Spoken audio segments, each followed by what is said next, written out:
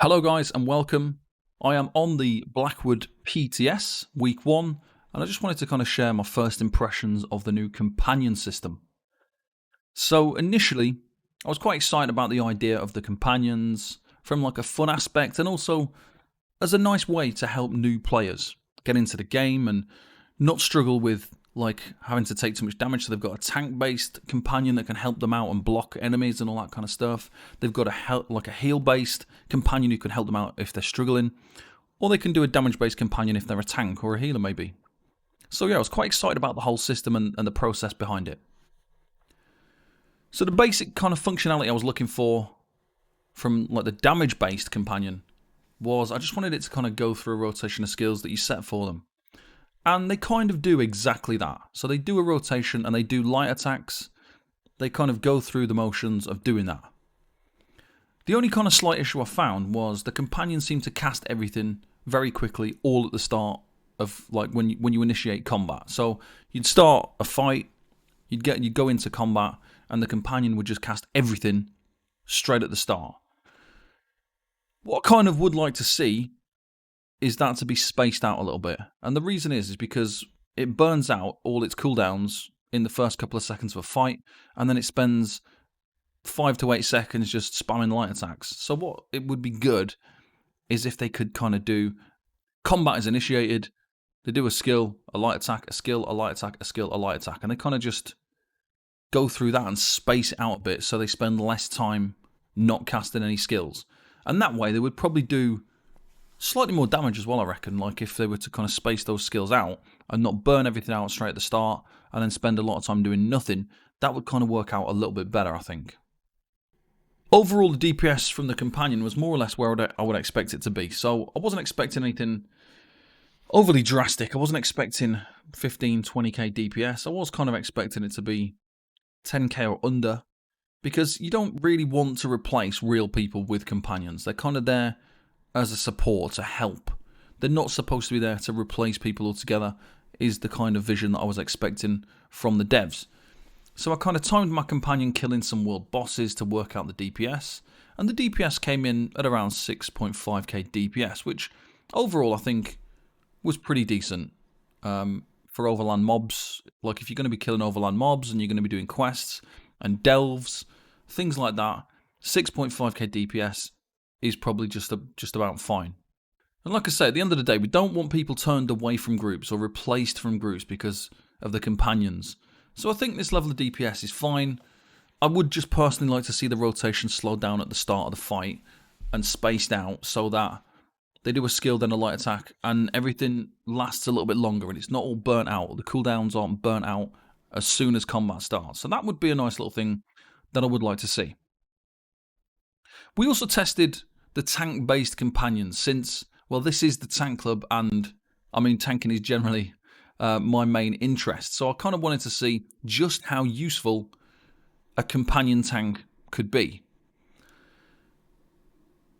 One of the things that I wanted to kind of look out for is it going to make dungeon situations more bearable? So let's say you go into a dungeon, you've been in a dungeon queue, you've got a fake tank who is unable to perform as a tank. Are you going to be able to kick that person and whack out your companion and they're going to be able to take over and start tanking? That is pretty much the main question I wanted to figure out. So the first thing I did, I hit up some overland mobs. My companion appeared to do a pretty good job. He was chaining everything in, rooting, taunting. I even saw him doing some dodge rolls and some interrupts, and I thought it looked quite promising. So I was like quite impressed. I was thinking this could be quite good. Now, one thing that I did quickly notice, however, was the lack of blocking that he was attempting to do. So my companion didn't try to block any of the incoming damage and just face tanked everything. So it doesn't matter what the damage was or how many enemies there were, if there was cleaves or heavy attacks or anything, he was just face tanking a lot and I didn't see him block, not once. So I thought, well, let's take him into a situation where it might trigger some kind of block trigger. Maybe there's a block trigger that makes him block. So I took him straight to St. Olm's in Asylum Sanctorium to see if we'd block an attack. He died straight away from an unblocked hit. I took my companion to various enemies around Tamriel, including some dungeons, world bosses, took him to tank some normal Rock Grove on normal, and not once did my companion attempt to block.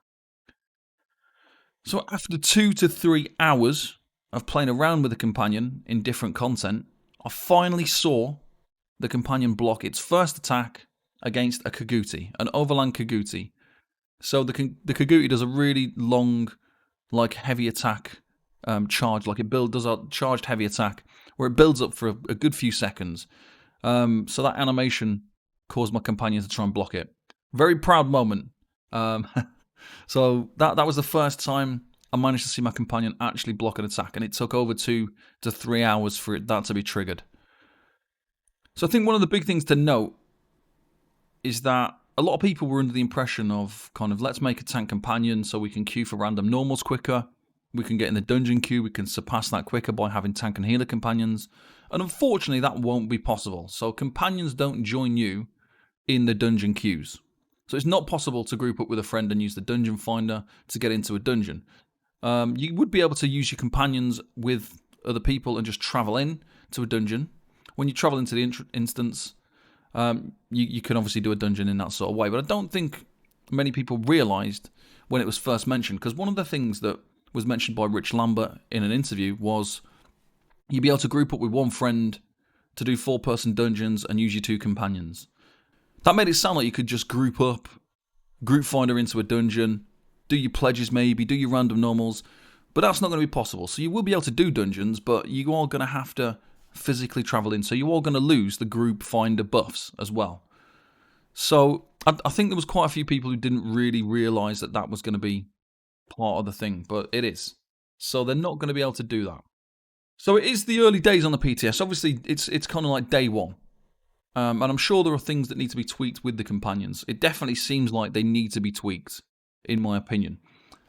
So overall, my first impressions, though, are that the companions are not really that functional currently, which is a little bit disappointing. And I don't really like to criticise things because I do want to try and be open-minded and look at it from the perspective of maybe a beginner player.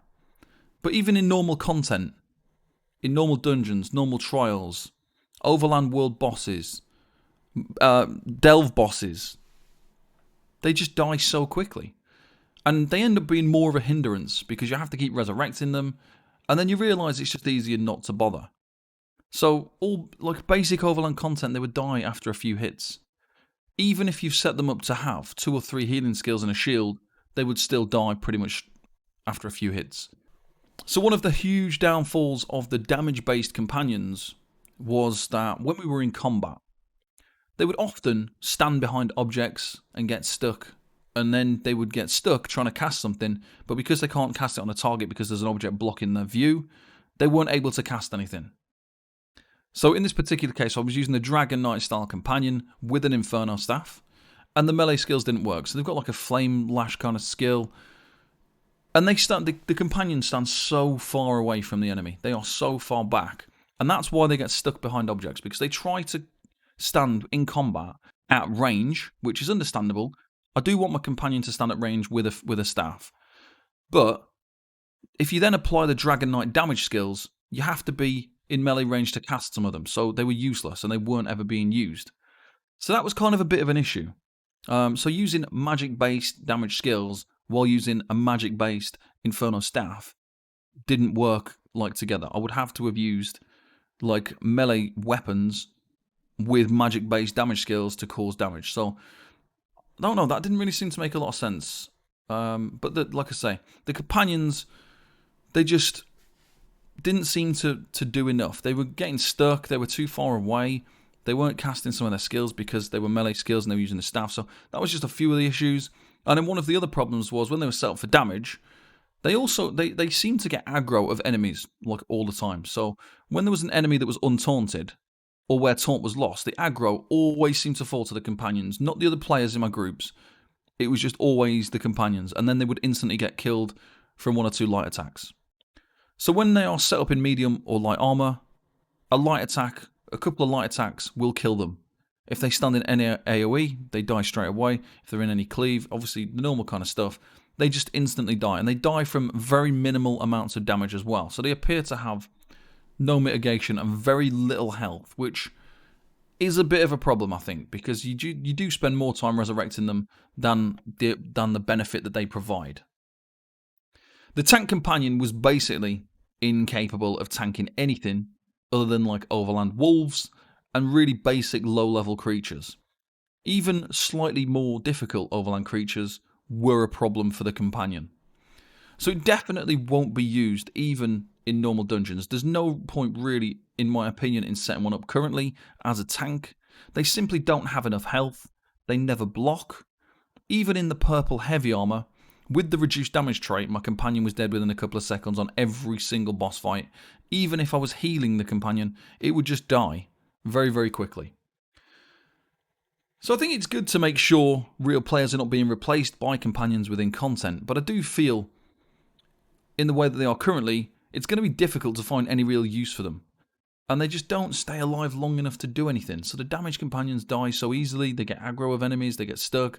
The tank companions don't have enough health or mitigation, they don't block. So I do think maybe the tank companion, it would be better if the tank companion would maybe rotate a block rather than a light attack. And that would potentially make them a little bit more useful. Because I do think that the tank companion is probably one of the more useful things. Getting the companion to go and tank enemies for you so that you can just focus on damage. Because the game is filled mostly with damage dealers. So it would make sense that most damage dealers would want something that is going to tank enemies for them so they don't have to take any damage. But it's just not going to work because they're not capable of tanking anything. So that's kind of where we're at with it currently. So I would like to see some tweaks. There are a few bugs with the companion as well. There was a res bug, the ultimate bug where the ultimate icon on my screen, so that you get a new icon now where you've got the ultimate there that you can see, that always had their ultimate at 0. So I wasn't able to control my companion's ultimate. And there are little things like that. So I would expect there are going to be some adjustments. We are a few weeks away from this going live on the main servers. So I would hope that there is going to be some little tweaks and things on the way. So we'll keep you updated on those things. And hopefully they will be improved a little bit in terms of at least the amount of damage and hits and things that they can take.